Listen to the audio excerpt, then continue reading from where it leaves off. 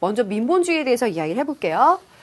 여러분들 이 이야기 우리 공부 열심히 많이 했어요. 우리가 처음에 동양사상 들어와서 공자, 맹자, 순자 하면서 그들이 이야기하는 정치에서 빼놓을 수 없는 게 사실 핵심이 이거였어요.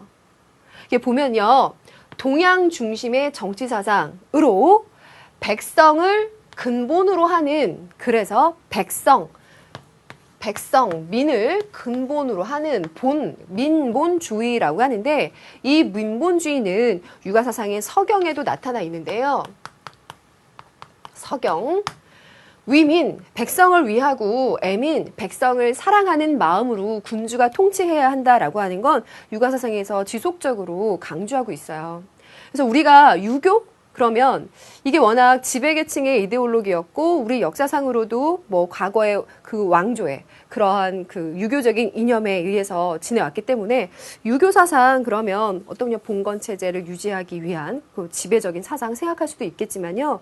그 유교 사상이 본질적으로 구현하고자 한 것은 바로 백성을 중심에 둔 정치 사상입니다. 물론 이 전통적인 사회나 전통적인 제도 속에서 현대 사회에서 말하는 민주주의와는 굉장히 거리가 먼 요소들도 있을 수 있을 거예요. 한계점은 있지만 그래도 그것이 본질적으로 추구하는 이 점에서는 현대사회 민주주의와 일맥상통하는 부분이 있다라고 해서 우리 교과에서 중요하게 이야기하고 있습니다. 그러면 그것의 구체적인 사례는 무엇인가? 공자, 맹자, 정약용을 대표적으로 꼽습니다. 먼저 공자를 보면은요. 자, 공자에서 이야기합니다. 인격을 갖춘 군주가 솔선수범한다. 다 이렇게 정리해봤어요. 인격을 갖춘 군주 자신이 덕으로서 자기 자신을 수양해야 되죠. 그래서 그 덕을 바탕으로 백성들을 교화하는 거예요.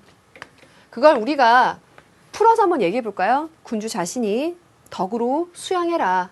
수, 기, 이, 아닌, 혹은 수기, 아닌이라고 해도 되죠. 혹은 수기, 치인이라고 해도 될 겁니다. 너 자신이 먼저 도덕적으로 도덕적으로 수기 수양해서 백성들을 다스려야 된다. 그것이 곧 인의 덕으로 다스리는 정치다. 도덕성으로 다스리는 정치다. 그래서 이것을 덕치라고 이야기하죠. 덕치. 공자의 덕치 사상이라고 이야기하는데, 뭐 이것은 뭐 꼭 공자라고만 꼭 갈라서 다른 사상과의 차이점이라고 하기보다는 유가 사상의 기본이라고 볼 수 있어요. 그래서 보면은 수강 후기에 석한이라는 친구가 이 수기, 이 아닌 하는 것과 덕치의 차이점이 뭡니까? 라고 물어봤는데 이 두 가지의 차이점을 찾는다는 건 큰 의미가 없겠죠. 수기, 이 아닌 함으로써 덕치하는 거죠. 그래서 군주가 해야 될 필수 항목을 이야기하는 것일 거고 그것이 곧 덕치로 가는 중요한 항목이다라고 볼 수 있는 거죠. 그럼 맹자로 가겠습니다. 맹자는 군주와 백성 간의 호혜성을 바탕으로 덕으로서 인을 행하는 정치, 역시 덕으로 통치를 한대요. 그러니까 공자의 덕치 사상이 그대로 계승이 됩니다.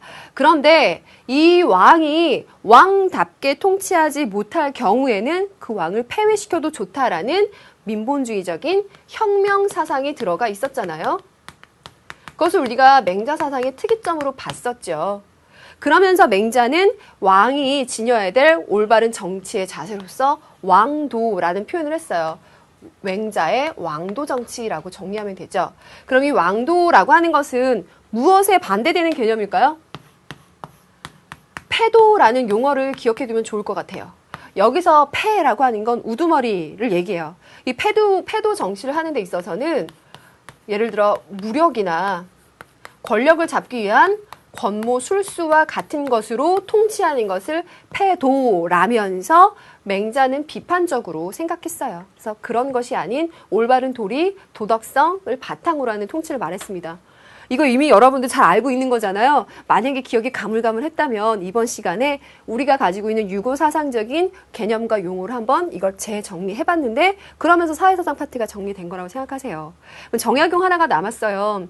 정약용에서는요. 이게 이번 교과서에서 이렇게 서술이 되었던데요. 보니까 정약용이라는 인물은 시험 문제 한 번씩 잘 나와요. 그런데 그 사람을 민본주의적인 관점에서 봤을 때도 백성에 의해서 통치자를 추대한다거나 백성의 경제적인 문제를 해결하기 위한 여러 가지 제도들도 생각했고요.